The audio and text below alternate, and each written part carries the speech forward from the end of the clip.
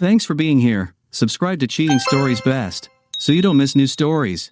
Is talking to each other in a relationship helpful? Today's story with a similar plot. Enjoy it! Life has been pretty good so far. I have had a beautiful and attractive wife for 5 years now, 2 wonderful sons aged 4 and 3. I met my wife through mutual friends about 6 years ago. They say opposites attract, and in our case, it was true. In high school, she was the typical American girl, while I, on the other hand, was the bad boy, the kind of guy who just gets his way. She went to college, and I got a job in a factory. She was the kind of girl who dressed up, while I was happy in jeans and a t-shirt. I think you kind of understand where I'm going with this. We were opposites. We did have something in common, which we'll get to later. We met at a New Year's party. She was with her date, some rich guy who probably got his women because of his money. She didn't look like a woman you could buy. Most of the people at this party were probably above average financially, everyone except me, of course. I was just a good old factory worker, but a happy one. I worked 8 hours, had good benefits, and very little stress. You're probably wondering how I even got invited to this party. One day, I was driving home after work when I saw a broken down car on the federal highway. This is a place where you don't want to get into an accident during rush hour, a nice expensive car. When I pulled up next to him, I recognized one of our office managers in the driver's seat. His wife looked upset next to him. I pulled out of the slow traffic in front of their car. "Mr. Bailey, I'm John Davis from the alterations department. Is there anything I can do to help?" "I recognized you," I said. "John, thanks for stopping." The stupid thing just stopped. I was lucky that I was able to move to the side. "Sorry I had to introduce you, this is my wife Emma." "Hello, Mrs. Bailey, nice to meet you." "I wish this could happen under more favorable circumstances," Mr. Bailey replied. "Mr. Bailey, if you open the hood, I'll take a quick look." "Look, I'm pretty good at car repairs." I called AAA, but they said it would be about 2 hours before they could get here. "I would be happy with anything you could do," I said. He opened the hood, and I looked around a little. "Mr. Bailey, did you recently replace the battery?" I asked. "You can call me Dan. We actually replaced the battery about 2 days ago. Your mechanic left a wrench on the battery, and it must have jiggled and hit the battery connectors and created the impulse that stopped your car. Let me take it off and see if it starts." "I need to get a pair of gloves, this key is fried," Dan replied. I walked over to my truck, grabbed some gloves, and removed the now fried black wrench from the battery. I took my tools that I keep in the car and cleaned the connectors as best I could. "Okay, Dan, try it," I said. The car started moving. I closed the hood, wrapped the burr wrench in a rag, and handed it to Dan. "You may want to take this to a shop and have them check your electrical box to make sure there is no other damage. They should also replace your connectors." I made them as clean as I could. "You should be fine now," I said. "How much do I owe you?" Dan asked. "You don't owe me anything, Dan. Maybe someday I'll need help."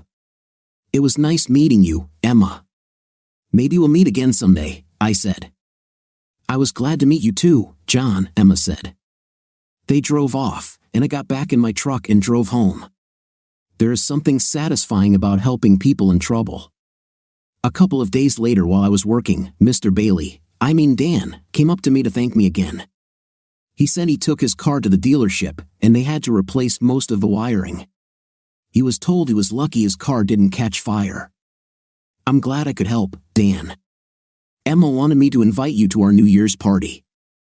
If you don't do anything, something like gratitude for helping us, you can bring a girl with you if you want. If not, then there will be many suitable ladies there," he said, handing me the invitation. "Thank you, Dan. Now, I'll probably come alone. Thank Emma for the invitation. As I understand it, you have to wear a suit and tie, dress as you like, John." "It's a party, the idea is to have fun," I replied. I was wearing slacks, a blue button-down shirt, and a sports jacket. This is about as close to what I wear. I was greeted by Dan and Emma, who in turn introduced me to several other people, including Cara and her date, Rob. Kara is a beautiful woman and was all dressed up. She smiled at me as she said, "Hi John, nice to meet you." Rob, on the other hand, was exactly what I thought he would be, an arrogant man who came for the money. Kara and Rob worked in the same office. Emma was a passive partner in the firm, also working there, but most just thought she was a middle manager. Rob was busy kissing the boss's fifth place. So I walked up to Kara and asked her to dance. We hit it off from the very beginning. We danced, and she told me a little about her life. She said she and Ree worked in the same office. She didn't really like him, but she agreed to be his date at this party. She knew all the people from her office who were there. She didn't know many of Dan's friends. I told her about myself, which I thought might turn her off because I'm not someone who has money, but that didn't bother her. I think she was pretty independent. We probably danced 4 dances in a row before she remembered she was with Ree. She left to find him. I danced with a few other girls, but it wasn't quite the same. When they found out that I was penniless, most left after the first dance. I decided that they were hunting for husbands. Love didn't mean a damn thing to these women. Money was the key to their success in life. At midnight, everyone shouted Happy New Year and kissed each other. I was looking for Kara. I asked her to give me a New Year's kiss, and she gave me a kiss. I pulled her to my lips again and gave her a real sensual kiss. After about 3 seconds, she relaxed and returned the kiss. We must have kissed 3 or 4 times before she pulled away. I asked her about her date, and she said she thought he had gone out with one of the secretaries. I asked her if she was ready to leave, and I would take her home. At first, she stared at me, but then we said goodbye to Emma and Dan and left the party. "Kara, I'm not ready to take you home. Could we go to another party that I was also invited to, John? I don't know why I left with you. Ree will be angry on Monday because I left him. Tell him that you saw him kissing the secretary and decided to leave. I'm sure that's what he's probably up to anyway. Please come with me if there's no other reason. Do it for me. I want to show you off.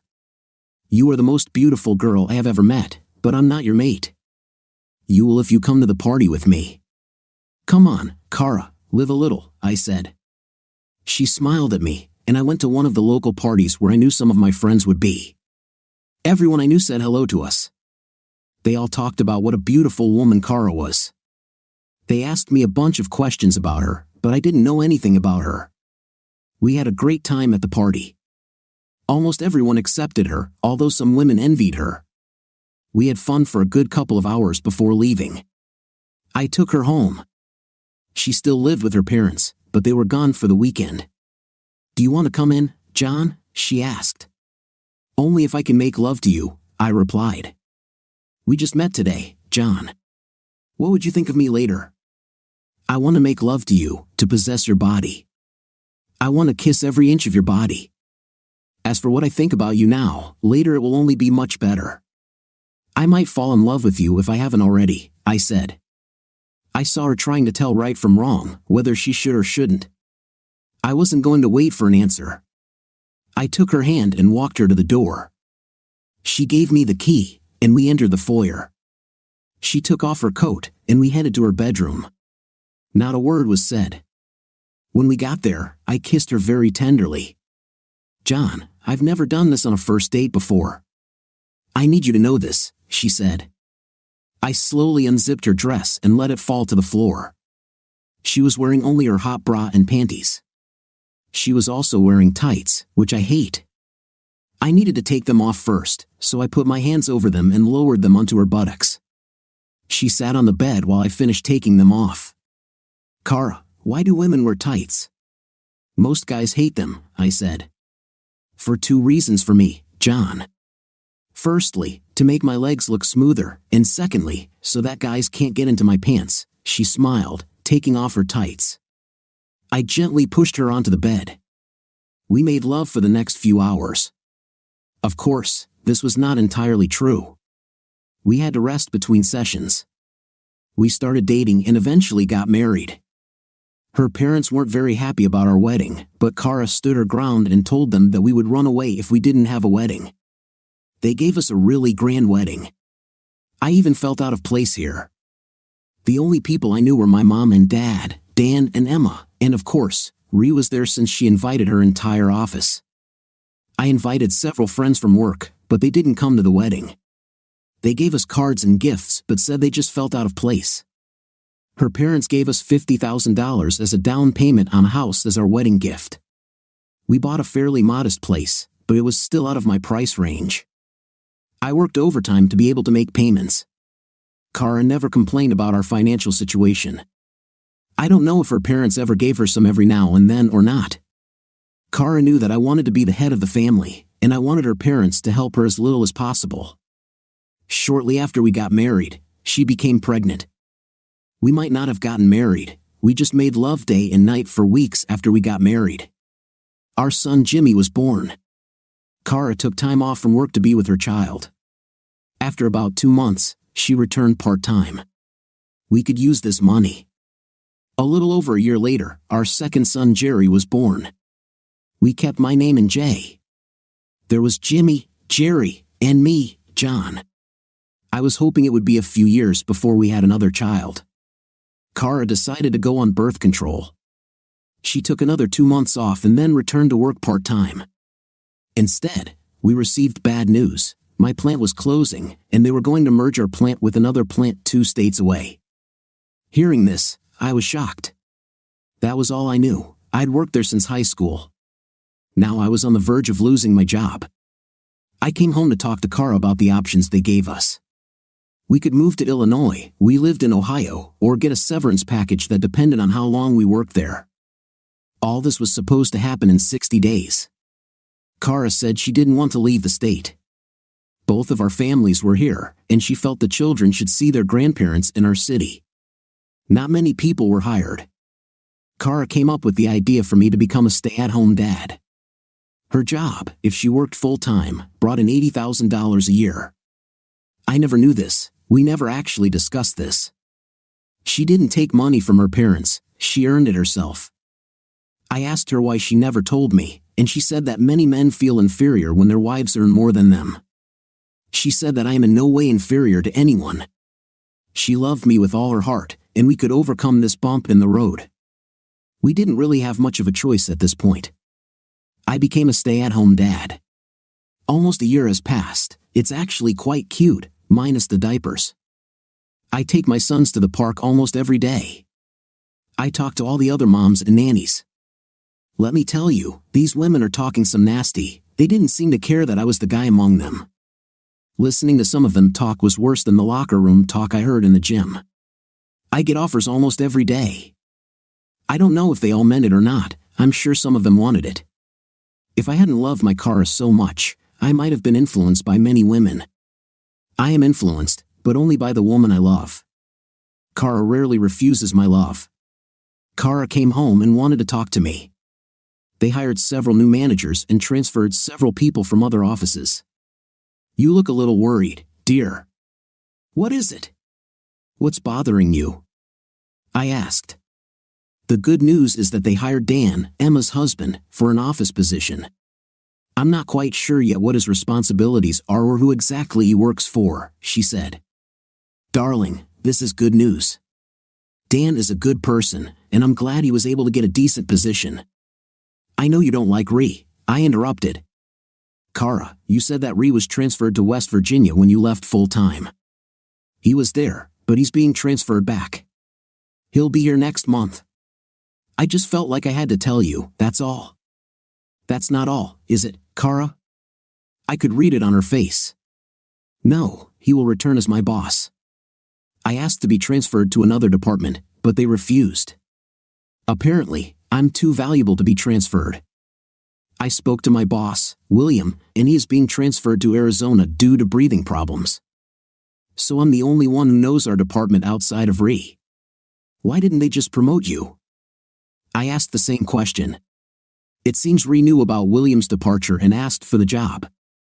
He's already at that pay level and has seniority over me, which is why he got the position. You want me to go and talk to him before he tries to do anything to you, John? Does this make sense to you? He may not do anything, he's just so pushy. I don't know what to think. I will continue to work on the translation. I didn't want to bother you about Ree, but I didn't want you to hear it from anyone else either.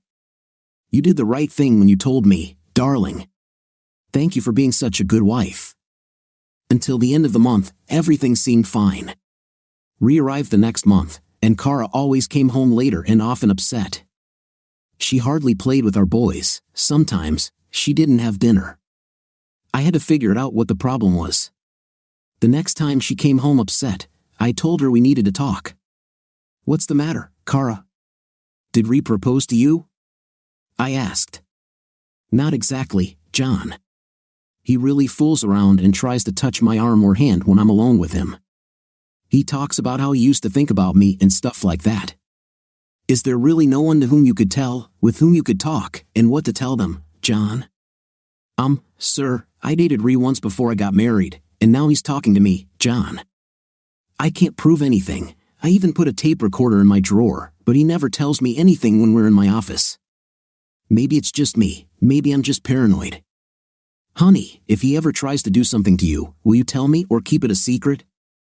Honestly, I don't know, John. I think it depends on what he was trying to do. For example, if he tried to kiss me and I told him no, and he backed off, I probably wouldn't tell you. You would have gone and killed him, and I would have been left without you. I love you, John, and I would never do anything to hurt you. All I ask, Kara, is if you have any problems with Ree or any other guy, let me know. After our conversation, everything began to seem better. Kara still had to work late a couple of nights a week, but she seemed happy when she got home. I cooked simple dinners because of the kids, but at least once a week, we went out to eat for real. I did feel a little awkward when we were dating other people. There was still something special about having a stay-at-home dad who was always there. This didn't bother Kara or me except when others brought it up, especially if they joked about it. I was still a man, and it's hard to explain that I still cared about my family but in a different way. I did have a bad temper and also a jealous streak, so my friends knew where to draw the line when they talked to us. Some of Kara's friends' husbands didn't do this, and a couple of times, I met them outside for a few minutes to sort things out.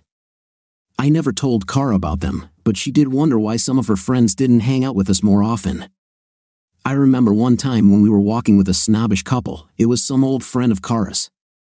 I only met them at the wedding. Mary seemed to be fine, but her husband, Robert, as he preferred to be called, was an arrogant jerk.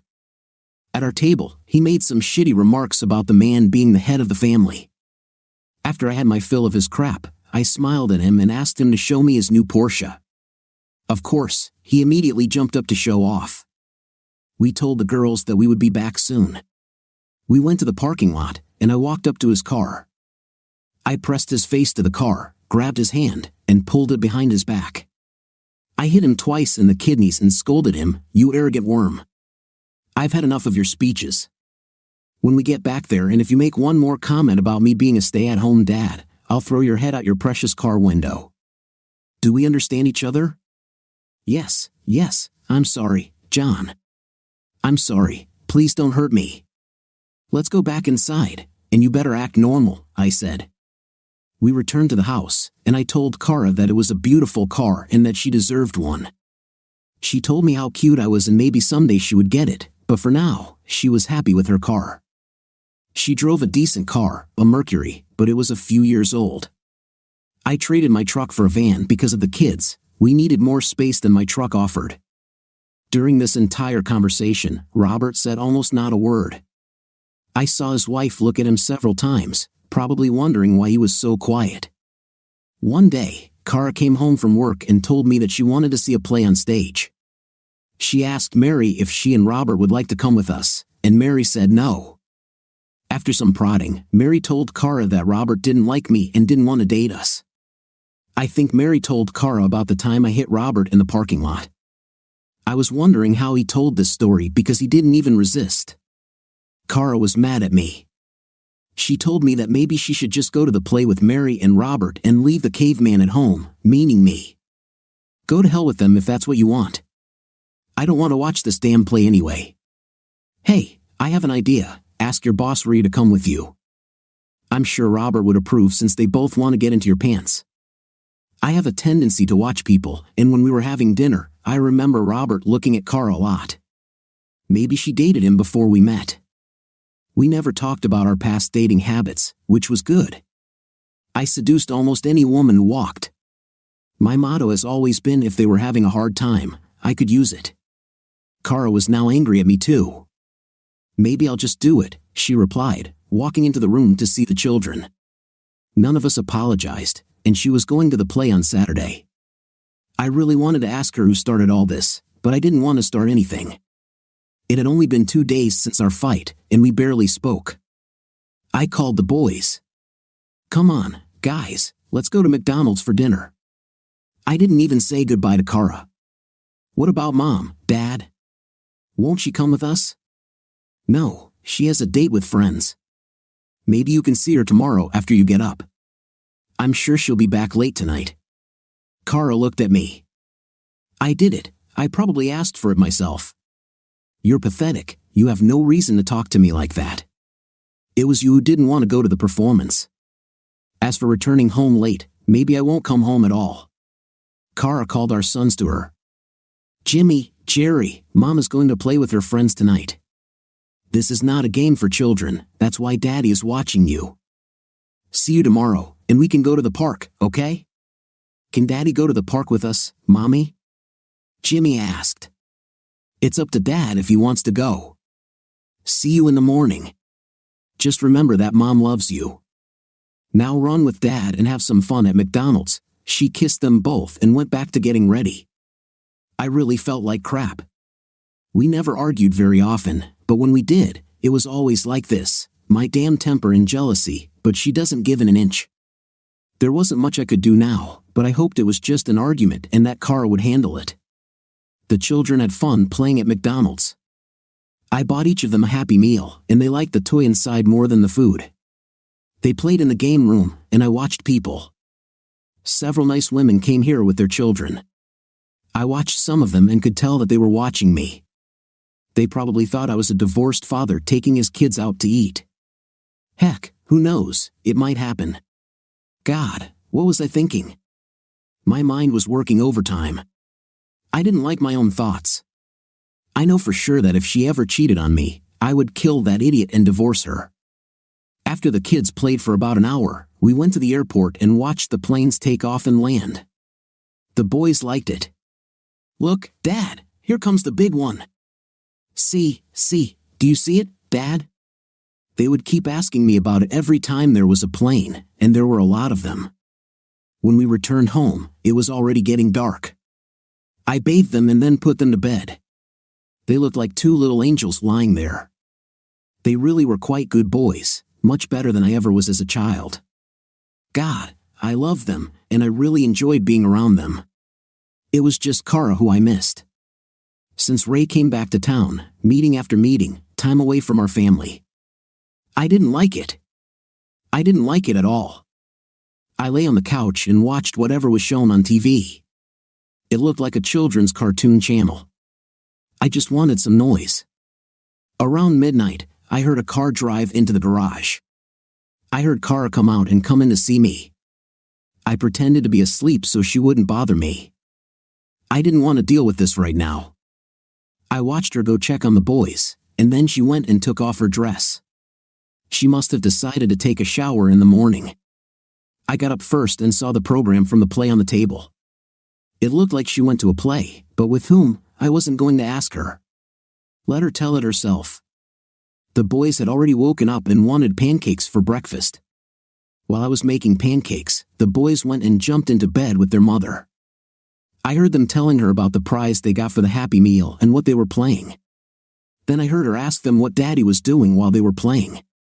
He just looked at us, Mommy. Was he sitting with anyone?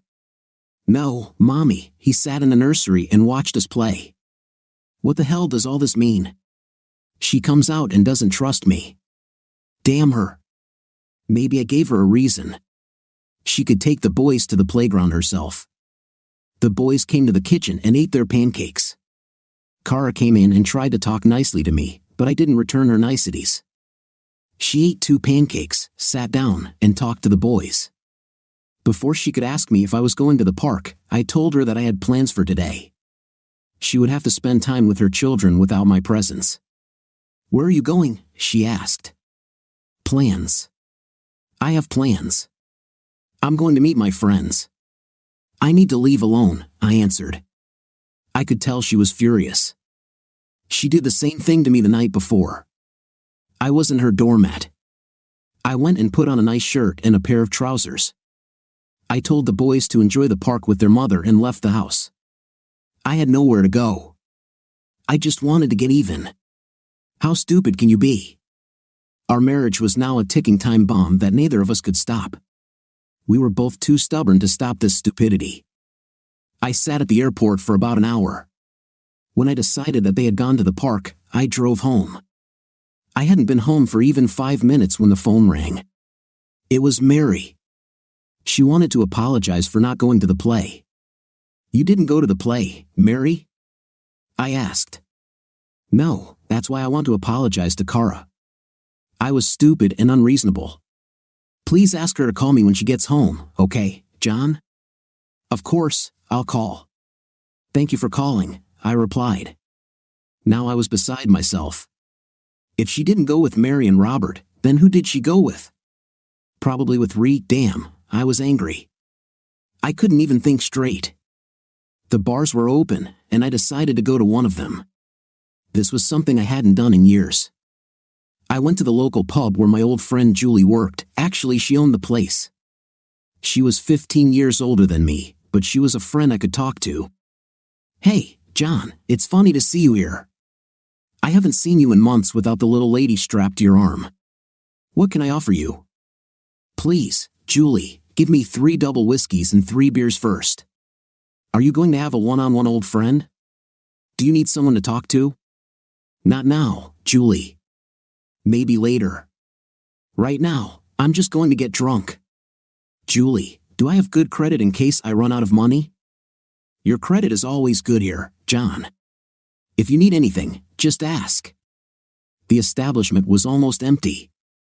Several early drunks at the bar counter. Julie was an older woman who would probably do anything for a drink. I was pretty much out of everything.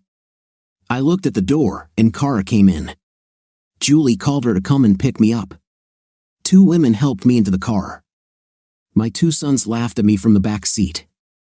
I heard Kara thank Julie for calling. Kara told her that we would come get the car in the morning. I passed out, and Julie let me sleep in the car with the garage door down. When I woke up, it was completely dark outside. Oh my God, it was 3:30 in the morning. I staggered into the house and headed to the bathroom. I peed and was close to throwing up. Luckily, I didn't do this. I returned, laid down on the sofa, and fell asleep again. The next thing I knew, Kara woke me up and told me we needed to talk, that things were getting out of control. She had an appointment all day today and tomorrow, but we'll need to talk as soon as possible.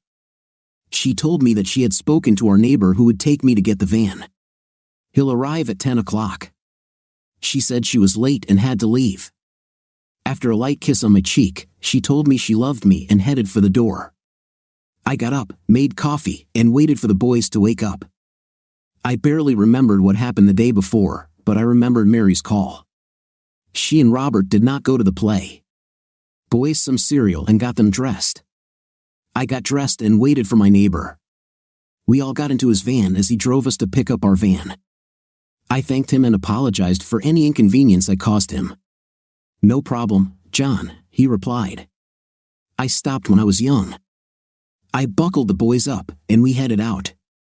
I found myself driving to Kara's office. I took the boys with me to her office.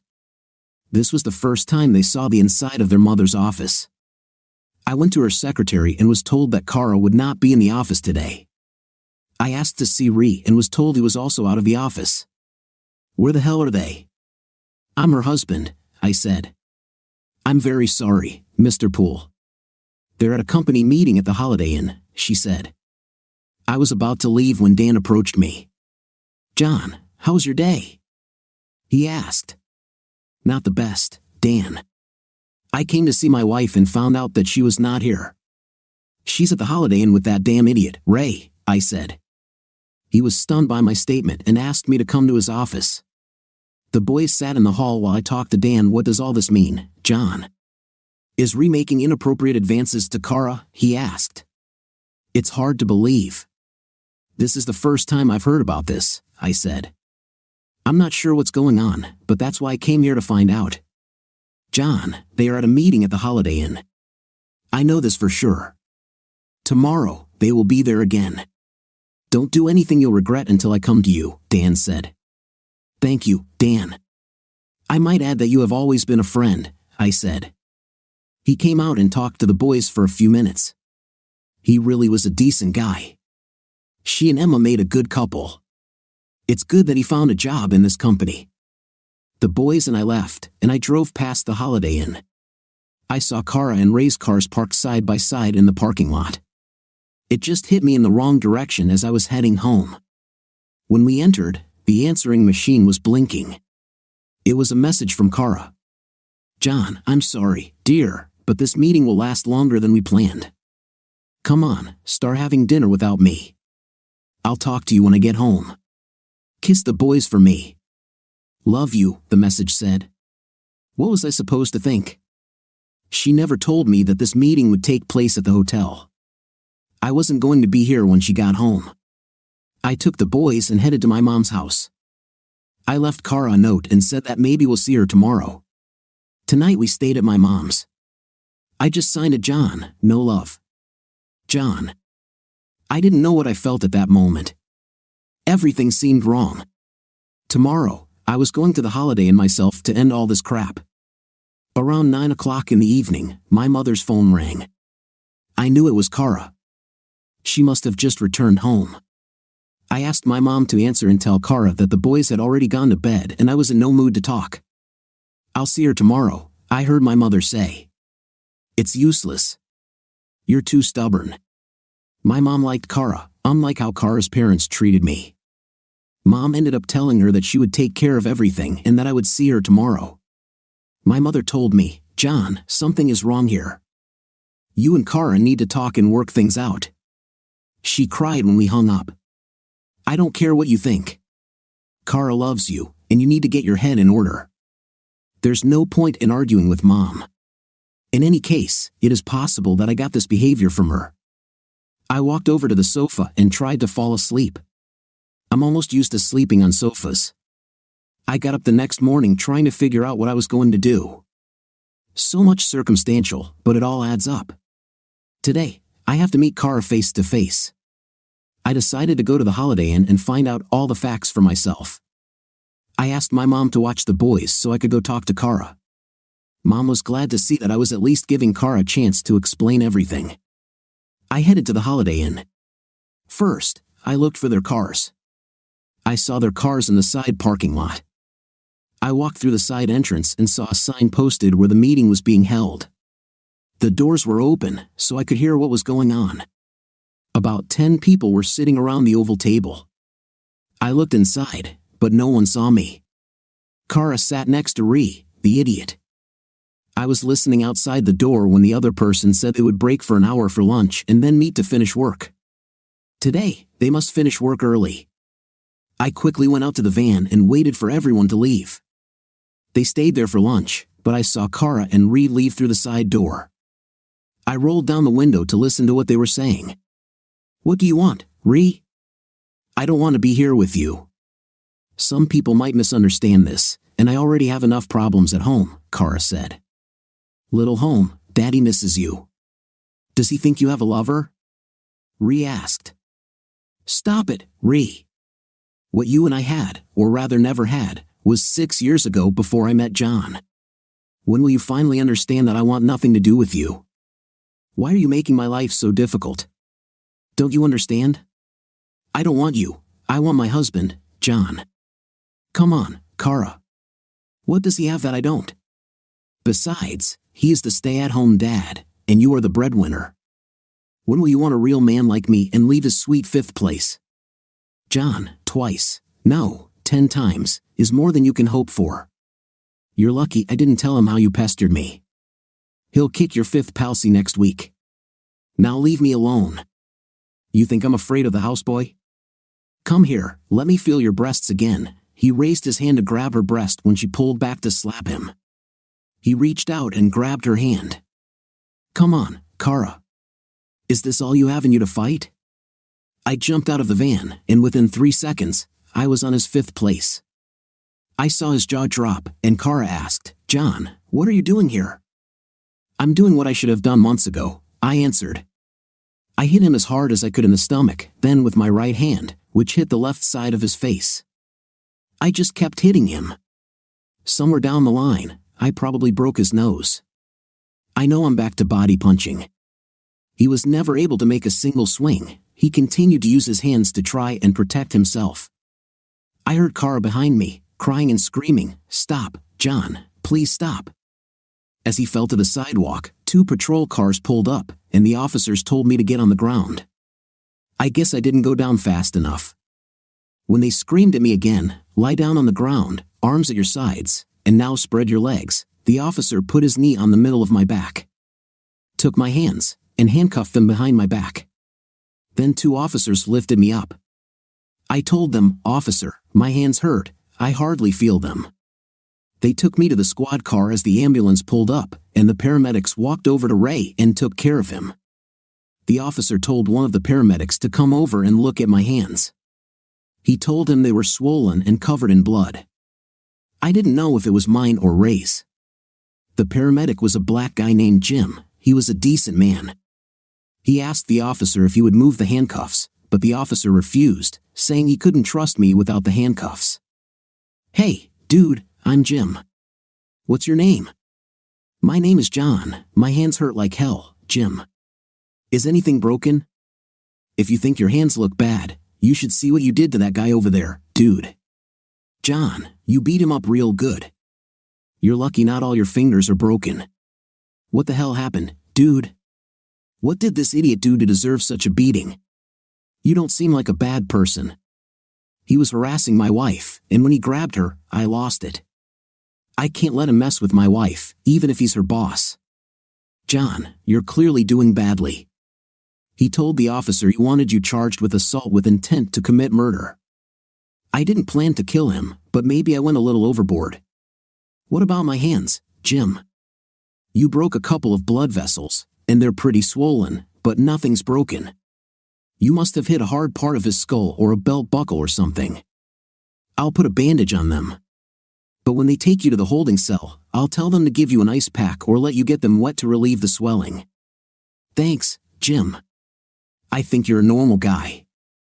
I'm glad about that. After what you did to that guy. Good luck to you, John, and whatever it takes. If he did what you said, he deserved it." I was put in a police car and taken to a holding cell. I looked back and saw that they were putting Ree in the ambulance, and Kara sitting in the patrol car. They took her testimony. I'm sitting here scared to death. I'm going to talk to the board of directors and tell them what happened yesterday. They want to know why my husband beat up my boss, Ree. Let me go back to the beginning. Before I met John, I met Ree at a New Year's party. I had previously dated Ree on and off for a few months. Even before him, I was a popular girl. My family had money, not the most luxurious, but we were rich. I went to the best schools, wore the latest styles of clothes. I hung out with rich kids, or as we say, kids who came from money. Not all of them were bad kids, most were quite normal, we just got what we wanted. I lost my virginity at a party in college. I wasn't depraved, I could count on one hand the number of men I've been with. When I started working at Bookbindings Incorporated, I was quite popular. I worked in marketing and got along with almost everyone. That's where I met Ree. We were at the same level, but he had already worked there about a year before I started. We started dating, and he was like the guys I knew. He came from a wealthy background and was arrogant, he thought only of himself. I made the mistake after Christmas of sleeping with him one night. It sucked, nothing special. He was happy and thought he was Mr. Irresistible. The only reason I went to the New Year's party with him was that the party was planned long before we had so-called intim, and we actually worked together. I had no intention of sleeping with him again. It's funny to call it a dream, it would be more pleasant if I slept. I met Jan at a party. He looked like a bad boy that I shouldn't talk to. When we left the party and went dancing among his friends, it reminded me of the movie Titanic, where Rose went with Jack and had the best time of her life. That's what happened to me and John. I didn't want it to end. I knew there was more to life, and I felt it with John. When he took me home, I knew this would happen. I wanted to make love to this man, but I was afraid that he wouldn't like me afterward, or that he would be like a dream, and night with him would be the same as before. He was fantastic. He was the lover of my dreams, the man I thought about all the years growing up. God, that was amazing. I knew that I would marry him if he agreed. My parents and brothers were against me marrying John. I told them I love him, and whether they can be a part of our life or not, the choice is theirs. They resisted and hissed about this, but in the end, they agreed to the marriage. John and I have 2 sons. They are the love of our lives. After each of them was born, I took time off to be with them. I hated even working part-time while I was away from them. They were our little boys and looked so much like John. John lost his job, and we didn't know what to do. I told John the first could go back to work full-time, and he could look after the boys. At first, he thought it was a stupid idea. After all, he was supposed to be the breadwinner. There were quite a few quality jobs in our area. I ended up going back to work, and John stayed home with the boys. In a way, I became jealous of John. I loved him with all my heart, but he was home where I should have been with my boys. I was also worried about John and the other mothers in the park.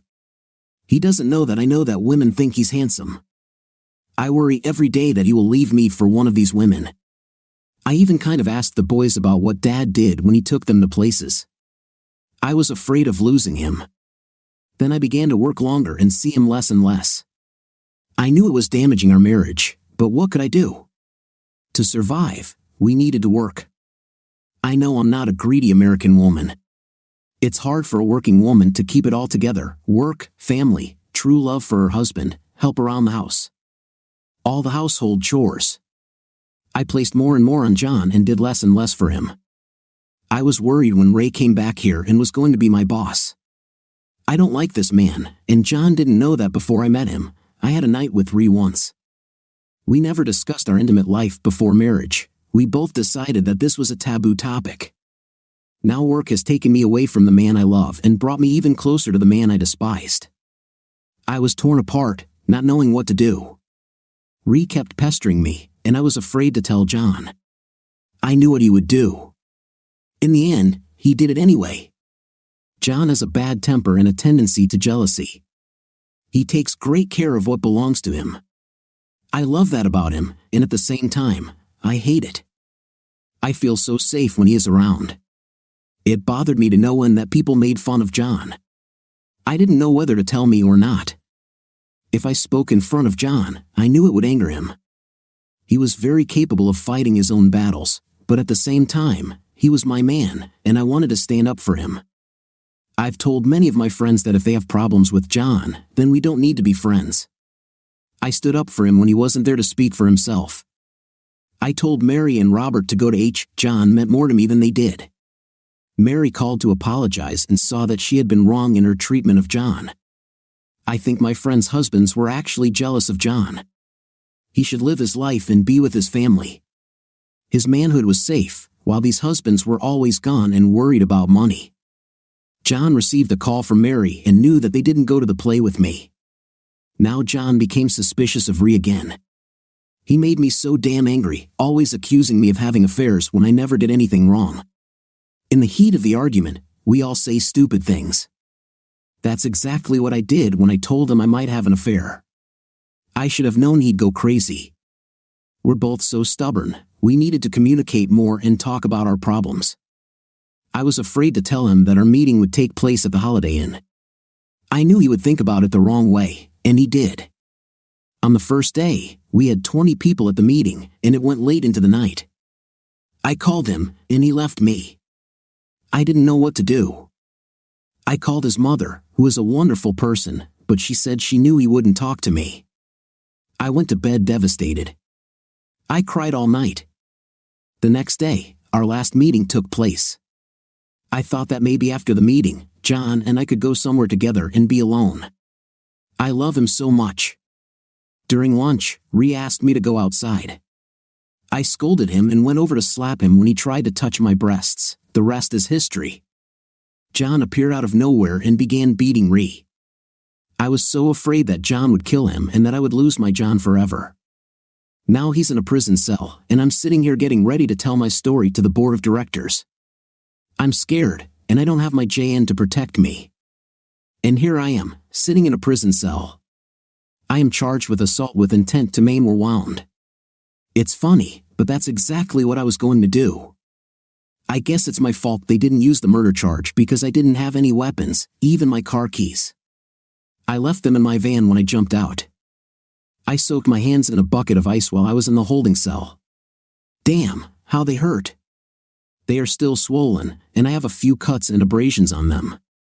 According to Jim, they should be better in a couple of days. My bail was set at $100,000. I could post bail and get out for $10,000. I tried to call Kara, but I keep getting her voicemail. I think I left her with enough problems. The officer came to my cell. He said my bail was paid, and I needed to sign some papers, and I could be released. I only stayed here one night. Where did Kara get the money?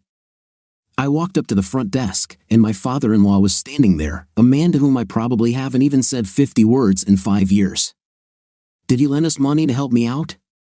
John, we need to talk. Kara called me and told me about your situation. I am so sorry. You see, Kara opened our eyes last Saturday.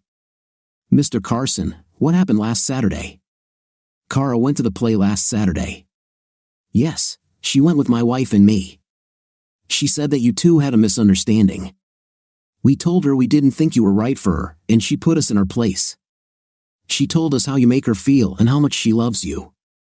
She told us how much Jimmy and Jerry love you and how most husbands are jealous of you. She called you her can in shining armor, and yesterday you proved it. You protected my daughter, your wife. I am so sorry for the way I treated you all these years, and I ask for your forgiveness. I'm also a pretty stubborn guy, and it's hard for me to do this. I ask for your forgiveness and hope that we can become better friends. I hope my 2 sons can live up to your standards. Thank you, Mr. Carson, for helping me out. I wish we could become closer friends with you and Mrs. Carson. Your daughter loves you very much and finds it difficult when she has to choose who to be with. Right now, I have to figure out how long I can be in prison for. I might need you to look after my family. John, we will fight this. I know Kara, and she doesn't lie. She may not tell the whole story every time, but she won't lie about it. Right now, we need to take you home to your boys. Kara, in her office, does her best to explain what happened. Mr. Carson dropped me off at my house. Kara left me a note in case I was released on bail. Honey, I'm in the office trying to figure out if I have a job. Please don't leave if you get home before me. I miss you so much.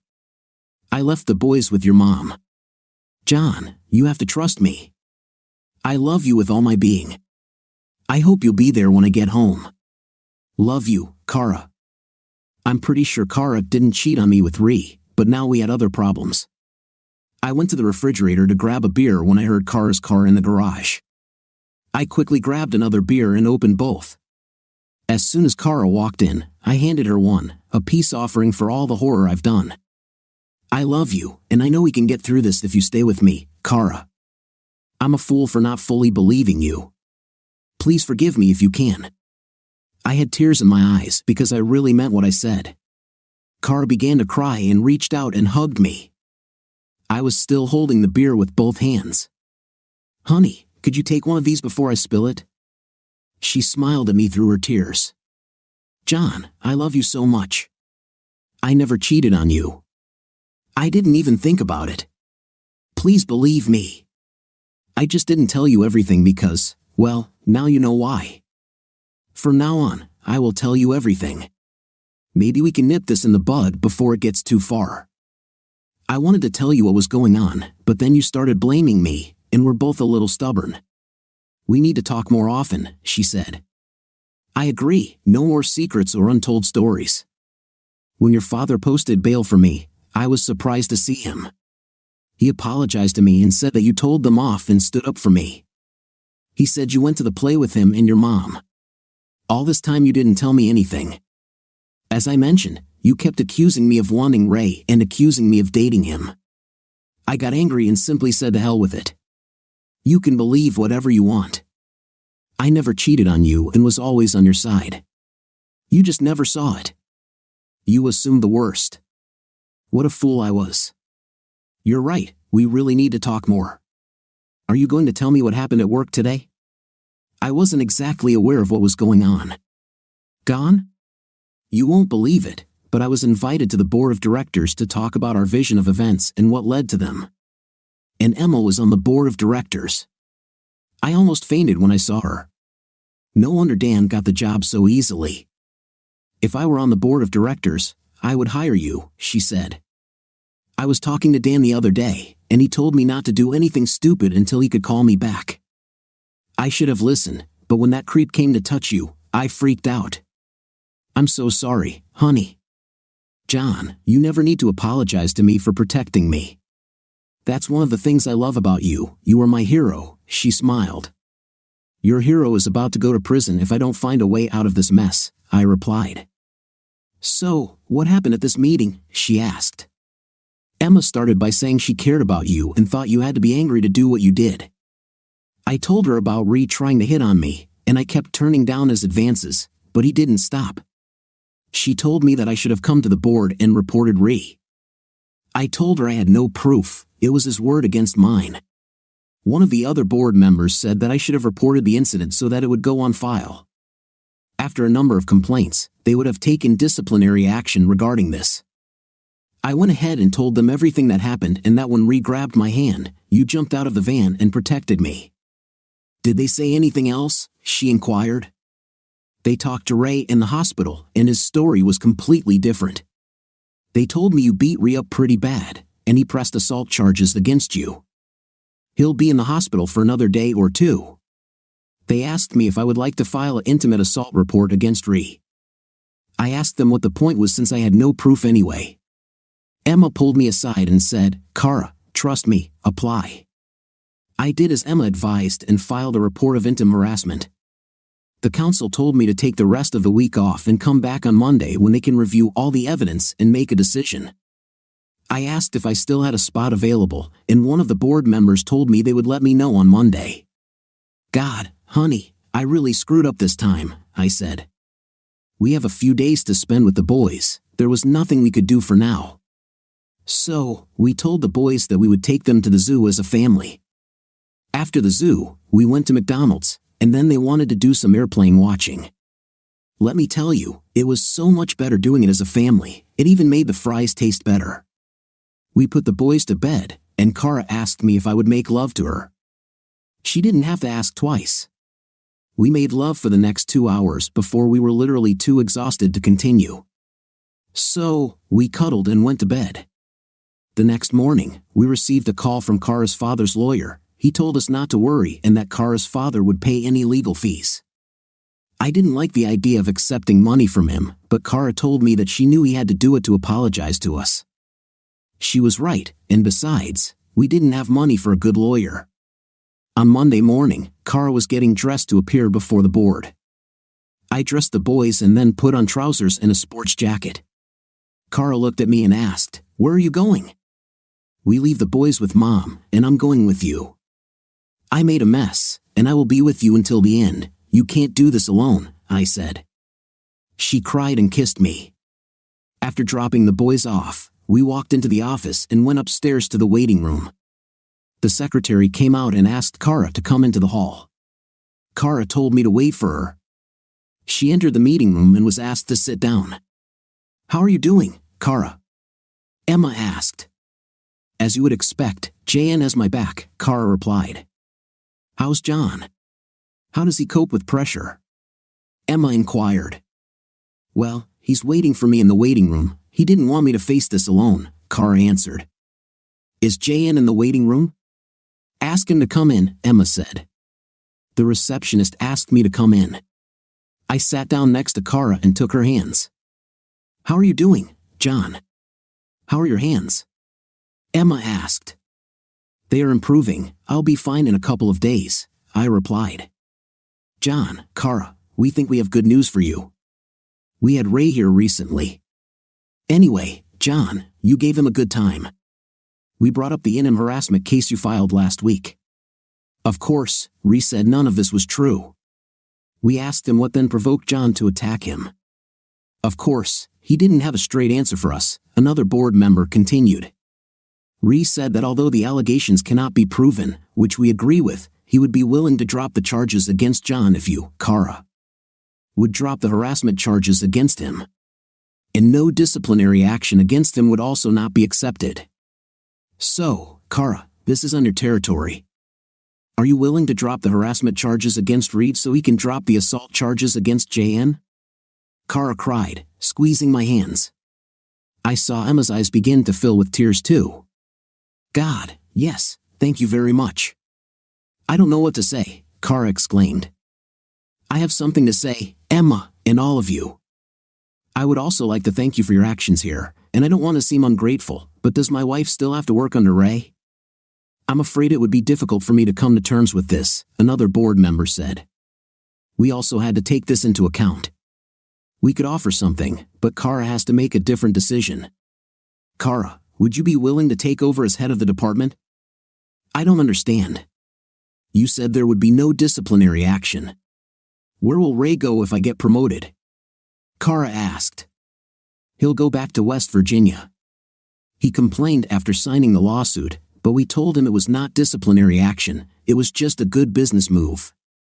He will be on sick leave for about a month and then be transferred to another place. We will not send him back in the same condition as he is now. So, Kara, should we consider this an acceptance for a promotion? Kara looked at me. Well, dear, should I take this position? She smiled at me. Of course, just don't work so late, the boys and I will cook dinner for you, I smiled back. Emma spoke up, okay, I think we did a good job here. Oh, Kara, I hope you'll be careful about my situation very much. And thank you very much for everything, Kara replied. When we left the meeting room, Dan was standing there smiling. I didn't shake his hand, I hugged him. He was a true friend. When we got in the car, I told Kara to call her mom and dad and invite them to dinner, we're paying. We had great news to share with them. I thought this would be a good start in understanding each other. 2 years have passed since all this happened. Our life was really good. Whenever one of us goes too deep, we use the word stubborn. This is to let the other person know that we need to discuss this. I'm still looking at the women, but I let Kara know what I saw. I always answer, but it's better at home.